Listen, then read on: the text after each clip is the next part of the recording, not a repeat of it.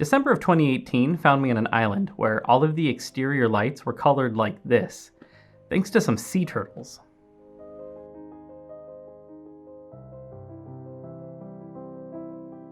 Well, at least that's what the locals told me when we were out there shooting some promo videos for a company called Maggie Sottero. This was a really cool shoot, where I got to spend all day on this visually impressive beach, from before dawn until about sunset. I got to work with a really amazing crew out there, and this is the end result.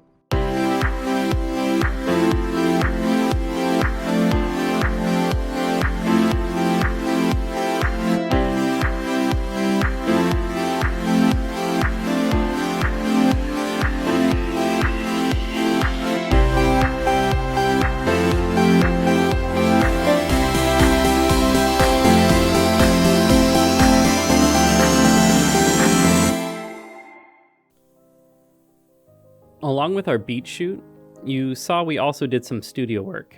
Since that's a more straightforward setup, let's start with that. Now, depending on what line of dresses we're shooting for this client, this setup could change to introduce more or less contrast, lens flare, or object occlusion. But here's the basic premise. We usually shoot on the production company's Scarlet-W in 4K at 48 frames per second with their Sigma 18 to 35 and 50 to 100. We spread the range of the zoom depending on the shot, but usually keep the aperture at 2.8 or 4, depending on the shot. These are photography lenses, so it's important to keep those limitations in mind, but I'll talk about that later. Lighting our space, we start with our pseudo bookend lighting setup here. We use two M18s, flooded in this 12x12 Ultra Bounce, which then goes through this half silk on the other side. This creates a nice soft light that will have some dramatic, but still smooth fall off the closer you put your subject to it. On the opposite side, we will keep a large solid that we can move in and out, again depending on the product line. The solid helps us control the intensity of the shadow on this side. We also put a solid here to keep the light from our key from spilling too much on the back wall. We put a spotted 650 back here, going through some blue gel, on the wall to create a nice gradient with the hottest spot behind our model. This creates an in-camera vignette to our scene. Now, depending on the intensity we wanted, we would add or remove scrims from the light. To finesse our model, we use two LEDs near camera. The one on the left we dim up and down until we find the level that allows us to not flatten our image, but still keep a catch light in their eyes for our close-up shots. The LED on the right is used on occasion if we're getting detail shots and need more punch on the shadow side. Behind and above, we hang two 650s with diffusion to give us an edge light for the body and dress, as well as to add some shine to the hair.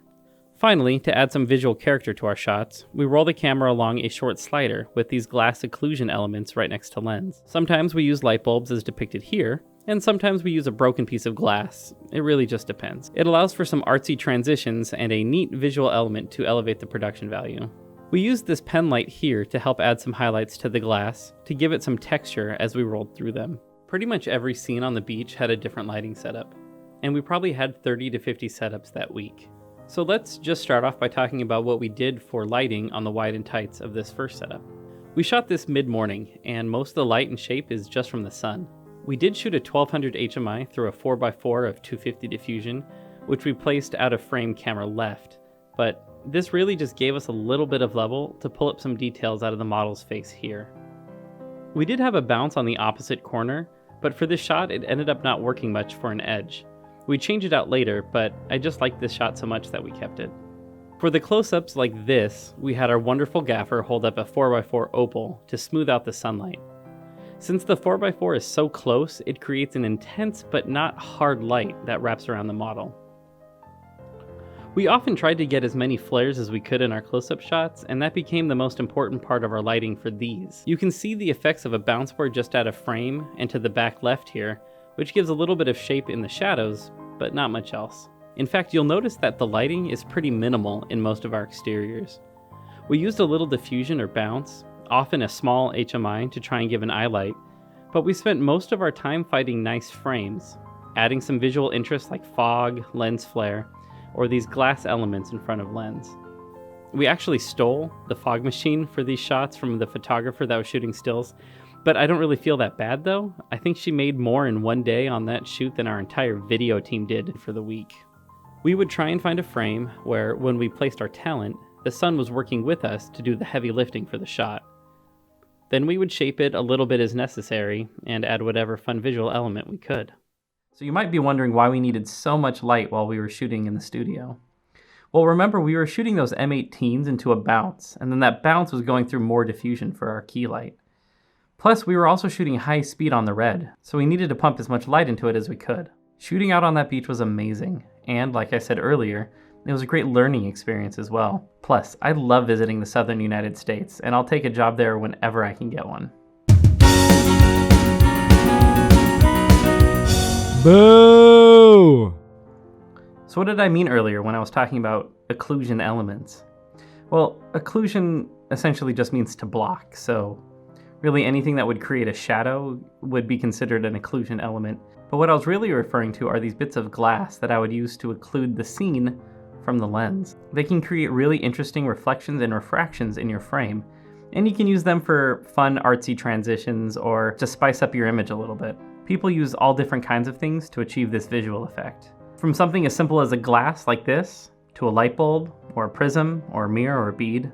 If you've never done this before, why don't you go give it a shot?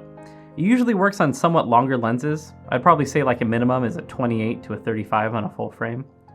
Go ahead and also tag me on Instagram if you try it out so I can see what you did. Earlier I also mentioned that we were using photography lenses.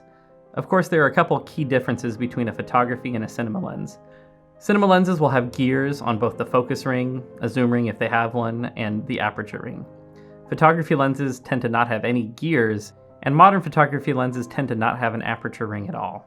But what I'm referring to here are other characteristics of a lens. These lenses are notoriously terrible with focus breathing. If you're not familiar with what that is, it's when the image expands and contracts as you focus near and far. On cinema lenses, they tend to minimize this effect because it can end up being kind of distracting.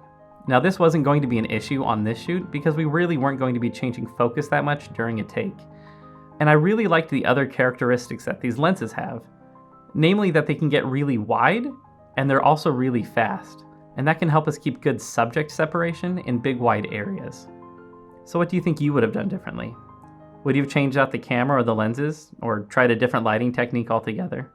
Let me know below. Thanks, and I'll see you next week.